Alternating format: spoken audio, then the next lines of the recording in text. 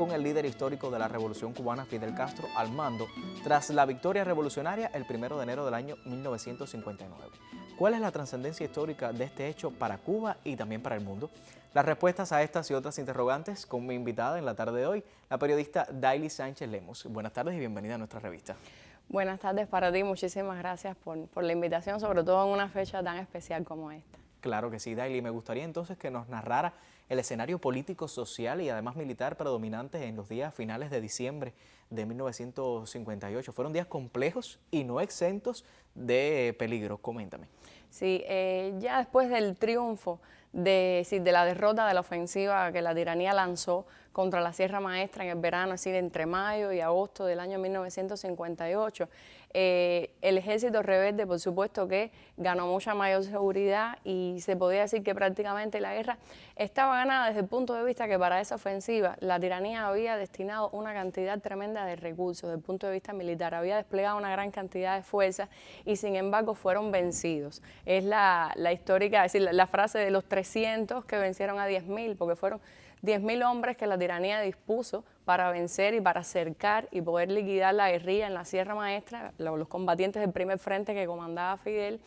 y que no pasaban de 300 hombres, y por supuesto en condiciones desde el punto de vista logístico y del armamento inferiores a las que tenía el ejército de la tiranía. Sin embargo, por el conocimiento en el terreno y sobre todo por la fuerza y las convicciones con las que estaban defendiendo su territorio y que estaban llevando a cabo su lucha, pudieron vencerlos. Ya eso significó un golpe desde el punto de vista militar, desde el punto de vista moral, para el ejército de la tiranía mortal. Eso permite que luego se prepare el ejército rebelde, que el comandante ya prepare lo que es la contraofensiva, que comenzaría, es decir, bajarían de la sierra a partir del 11 de noviembre,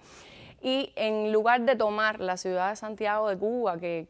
era la idea inicial, Fidel cambia la estrategia y se propone ir tomando pueblo a pueblo hasta llegar a la ciudad, de manera que ya no hubiera otra alternativa que la rendición. Entonces, en esa campaña, Santiago de Cuba, es que se van librando batallas y combates fundamentales como Palma Soriano, Mafo, está también en Baire, Guisa, que es una de las primeras de esta etapa.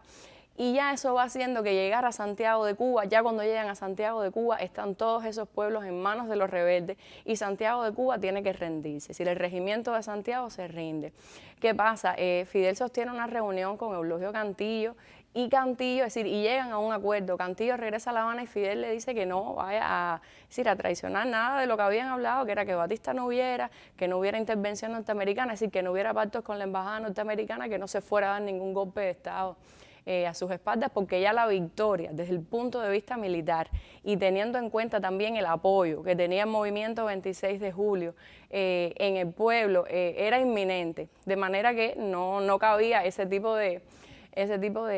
negociaciones o de permitir ese tipo de situaciones después de que la guerra estaba ganada y que el ejército de Batista sabía que había perdido la guerra. Sin embargo, eso no es lo que sucede. Cuando Cantillo llega a La Habana, por supuesto, traiciona todo lo que acordó con el comandante en la reunión y, bueno, Batista huye, comienza a crear un gobierno aquí en La Habana para deslegitimar toda la lucha que se estaba, como si se tratara de una lucha de quitar a un hombre para poner otro, y Fidel enseguida, que se da cuenta de eso, después que huye Batista, no se detiene, sino da las indicaciones por la radio de que no haya un cese al fuego, de que las columnas de Camilo y de Che que estaban en las vías siguieran hasta La Habana, uno hasta la cabaña con el Che, Camilo hasta Columbia, de que no hubiera un alto al fuego y que se siguiera combatiendo en todos los lugares, que la victoria no se le podía quitar al pueblo de esa manera cuando ya se da cuenta que eso está sucediendo. Entonces, esos últimos días del año, ya cuando va a decir, iniciando también entonces el año 1959, son días de muchas decisiones importantes que tiene que tomar Fidel, que tiene que evaluar toda la situación que estaba sucediendo para tomar las decisiones correctas e impedir que se volviera a escamotear la victoria como se hizo en la época de los mambises, que una vez ganada la guerra intervino el gobierno norteamericano y se frustró la independencia. Pero desde el punto de vista nacional, por supuesto, ya el movimiento 26 de julio y el ejército rebelde tenían un apoyo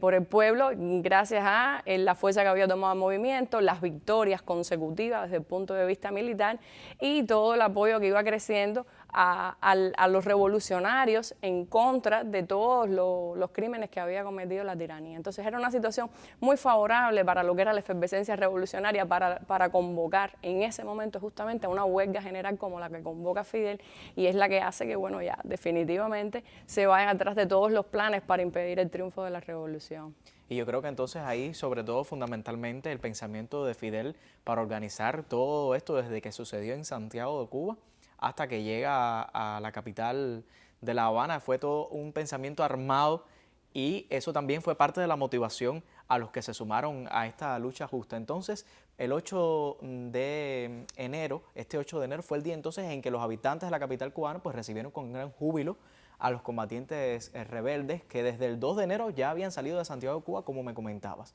¿Cómo fue este recorrido? A pesar de que ya me comentaste que desde las villas también las columnas pues avanzaron. A ver, ya una vez que se declara, es decir, Fidel habla en Santiago, comienza el recorrido de la caravana, él estaba convencido de que el triunfo había que consolidarlo con el pueblo. Y por eso él quizás podía haber llegado a La Habana en avión o podía haber hecho un trayecto mucho más rápido, pero Fidel siempre estaba convencido de que la única fuerza que podía ganar la guerra y la revolución era el pueblo. De manera que esa victoria él tenía que irla consolidando. Y esa fue, desde el punto de vista político, una batalla también importante que él libró en esos días. Se plantea incluso que el triunfo de la revolución se consolida justamente ese 8 de enero cuando él entra a La Habana, después de haber pasado por todo el país, después de haber hablado en las principales ciudades del país, de haberse dirigido al pueblo, de explicar la guerra, de explicar cuál era el programa de la revolución, cuáles eran, y de decir en más de una oportunidad de que las cosas ahora no es que fueran más fáciles, sino que también iban a ser un poco más complicadas y quizás un poco más difíciles para la revolución. De manera que esa visión de Fidel, de estar siempre junto al pueblo, de estar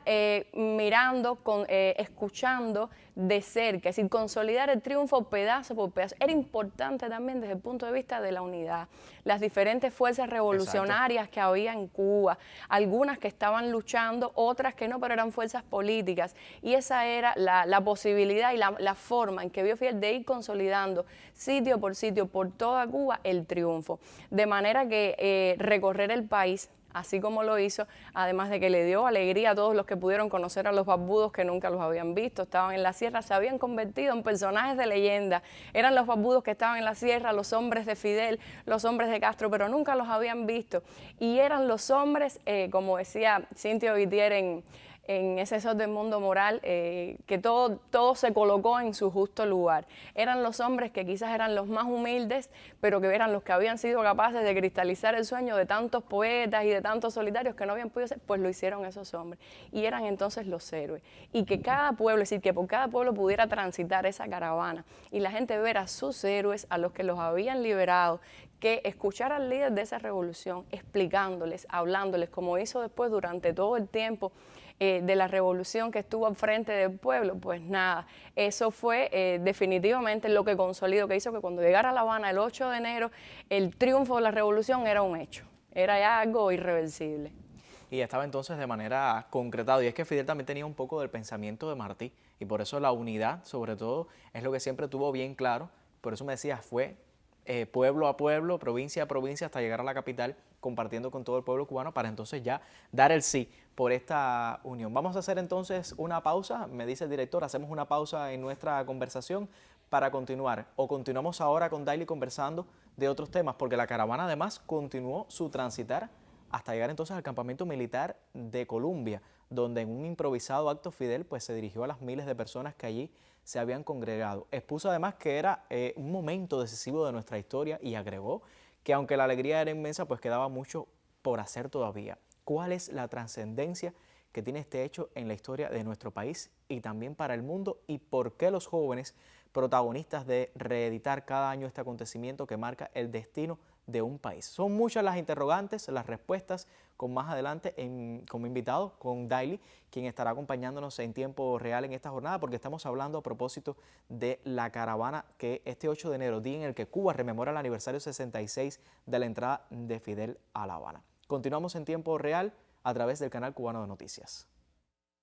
El 8 de enero de 1959, La Habana sentía el fresco sabor a victoria, pues los rebeldes hacían su entrada triunfal en una caravana que a simple vista mostraba la pasión y el sacrificio con que aquellos hombres barbudos y de verde olivo lograron liberar a Cuba de la tiranía batistiana. En la madrugada del 2 de enero sale el ejército rebelde de la provincia Santiago de Cuba rumbo a La Habana, llevando a su paso la confirmación del triunfo revolucionario. Al llegar fueron testigos del vuelo libre de las palomas y las sonrisas que florecían, accesorios que complementaron aquella lucha en la que se derramó tanta sangre inocente. Por tal motivo, hubo también lágrimas de emoción y de evocación por esos que dieron la vida con el propósito de ver su patria soberana.